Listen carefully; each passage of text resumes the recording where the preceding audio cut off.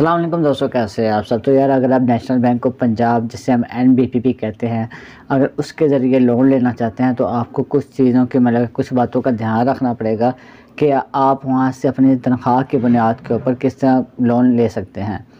आज आपके साथ जो उसकी स्कीम शेयर करूँगा उसके अंदर किसी किस्म की कोई तनख्वाह की हद नहीं है।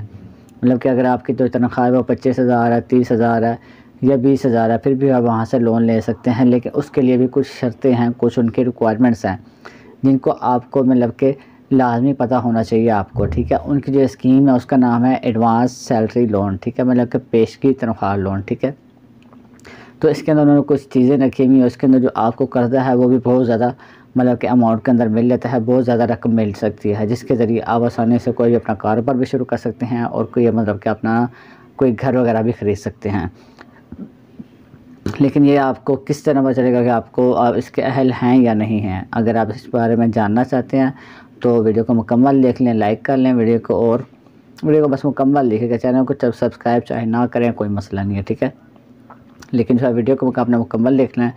अगर आप बाकी वीडियोस भी देखना चाहते हैं तो फिर आप जो है वो चैनल को सब्सक्राइब करें, वरना अदरवाइज़ कोई ज़रूरत नहीं है जी, ठीक है।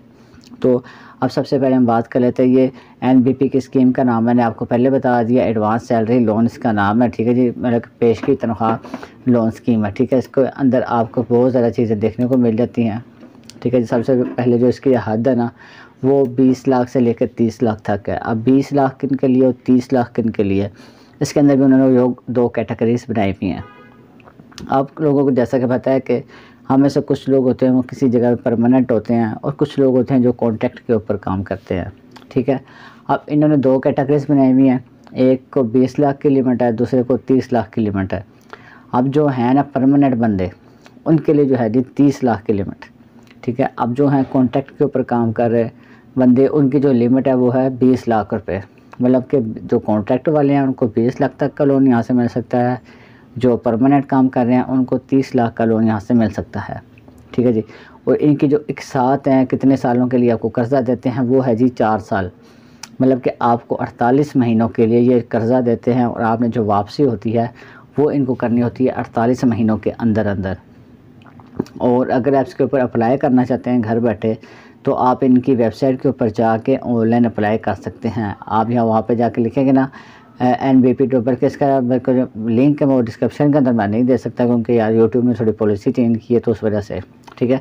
आप एडवांस सैलरी लोन लिखेंगे ना, एडवांस सैलरी लोन स्कीम, ठीक है, या NBP एडवांस सैलरी लिख लें तो आपको गूगल के ऊपर जो पहला लिंक मिलेगा आप उसके ऊपर क्लिक करके इसको आसानी से मतलब कि इसके ऊपर एक्सेस कर सकते हैं और वहाँ से ऑनलाइन ही आप अप्लाई भी कर सकते हैं, ठीक है जी।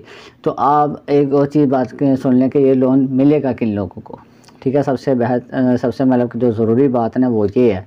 अब ये नहीं कि हर बंदा जाके जी मेरी जो 15,000 तनख्वाह है, जो मुझे कर्ज़ा चाहिए, तो ये मतलब कि ऐसा नहीं मिलेगा, ठीक है। इसकी कुछ शराइतें हैं, कुछ ज़रूरतें हैं जिनको पूरा करना जो है वो लाजमी है, ठीक है। और ये मतलब कि यहाँ से हर बंदा लोन नहीं ले सकता, कुछ ख़ास बंदे वो यहाँ से लोन ले सकते हैं। पहले जो उम्र की तरफ आ जाते हैं, जो परमानेंट बंदे हैं उनकी जो उम्र है वो 59.5 साल तक भी चल सकती है, 59 साल 6 महीने तक, ठीक है। जो कॉन्ट्रैक्ट वाले हैं उनकी 55 साल तक, ठीक है जी। और जो एक और इसमें जो सबसे ज़रूरी बात है ना वो ये है जी कि आपकी जो तनख्वाह है ना वो नेशनल बैंक के अकाउंट के अंदर आनी चाहिए, क्योंकि जैसा कि इसका नाम ही है ये एडवांस सैलरी। तो जब आपकी तनख्वाह इसके अंदर नहीं आएगी तो आपको किस बुनियाद के ऊपर ये आपको कर्जा देंगे, ठीक है जी। तो सबसे पहले ये है जी कि आपकी जो तनख्वाह है ना वो नेशनल बैंक के अकाउंट के अंदर आनी चाहिए, तो फिर आप इसके अहल होंगे तनख्वाह लेने के, ठीक है जी। अब वो लोग जो यहाँ से कर्ज़ा ले सकते हैं, फ़ाइनल जो इनकी रिक्वायरमेंट है, जो आखिरी इनका जो कानून है वो सबसे अहम यही है, ठीक है जी। तो उसमें क्या है जी कि परमानेंट बंदे हैं ना वो गवर्नमेंट के हों, मतलब कि फ़ेडरल में हो, वफाकी हुकूमत के हों या सूबाई हुकूमत के हों, या कोई ऐसा अदारा जो सेमी गवर्नमेंट है, ठीक है ना। जो सेमी गवर्नमेंट अदारे हैं उनके ज़रिए भी वो लोग यहाँ से कर्ज़ा ले सकते हैं। मतलब कि जो गवर्नमेंट के एम्प्लॉय हैं, जो वफाकी हुकूमत के अंडर काम कर रहे हैं या सूबाई हुकूमत के अंदर काम कर रहे हैं, मतलब कि सरकारी महकमे में काम कर रहे हैं, या कोई ऐसा महकमा जो सेमी गवर्नमेंट है, कोई ऐसी कंपनी जो कि सेमी गवर्नमेंट है, जिसके असूल वगैरह वो सारे गवर्नमेंट के असूलों के मुताबिक चलते हैं, और इनकी जो तनख्वाह है वो NBP के अंदर कहा जाती है, उसके अकाउंट के अंदर जाती है, तो वो लोग यहाँ से कर्ज़ा ले सकते हैं, ठीक है जी। अब ये नहीं कि प्राइवेट फैक्ट्री का बंदा जाके कहे जी मुझे यहाँ से कर्जा चाहिए, मेरी तो तनख्वाह भी यहाँ पे आती, तो वो ट्राई कर सकता है, हो सकता है कि उससे मिल जाए, लेकिन उसके लिए कंफर्म नहीं है। वो हो सकता है कि मतलब कि शायद वाली बात है कि उसे कर्जा मिल जाए कि उसका अकाउंट उसके अंदर हो NBP के अंदर, और उसकी जो तनख्वाह है वो नेशनल बैंक के अंदर आती हो। पर यह है कि जो वो बंदा जो है ना प्राइवेट कंपनी के अंदर काम करता हो, तो शायद वाली बात है कि उसे कर्जा यहाँ से मिले। लेकिन जो कि गवर्नमेंट सूबाई हुकूमत या वहाँ पे जो होती है वफाकी हुकूमत, या फिर कोई ऐसी मतलब कि कंपनी वगैरह जो कि सेमी गवर्नमेंट होती है, ठीक है ना, तो अगर इन तीनों में से वो काम करता है, ठीक है जी, तो फिर वो यहाँ से जो है वो लेने के अहल होंगे लोन, ठीक है। और इसी एक और इसमें ये ऑटो नॉमिनीस, इसका बॉडी रिसीविंग सैलरी, इस चीज़ का मुझे नहीं पता, तो इसकी मैं आपके साथ शेयर नहीं कर रहा, ठीक है। 3 चीज़ों का मुझे पता है, तो वो क्या होती है मैंने आपको बता दिया। सूबाई हुकूमत का मुलाजिम, वफाकी हुकूमत का मुलाजिम, या कोई ऐसा अदारा जो कि सेमी गवर्नमेंट हो, उसका मुलाजिम यहाँ से आसानी से कर्ज़ा ले सकता है, और यहाँ से अच्छी खासी अमाउंट कर्ज़े में ले सकता है, जिसके ज़रिए वो कोई अपना कारोबार शुरू कर सकता है, या कोई अपना घर वगैरह लेना चाहता है तो वो भी ले सकता है, और घर तमीर भी कर सकता है। तो छोटी सी स्कीम है, अगर आप लोग कोई ऐसे बंदे हैं जो कि सरकारी मुलाजिम हैं या फिर कॉन्ट्रैक्ट के ऊपर काम कर रहे हैं, तो वो भी यहाँ से पैसे ले सकते हैं, कर्ज़ा ले सकते हैं। तो मिलते हैं अगले वीडियो में, तब तक के लिए।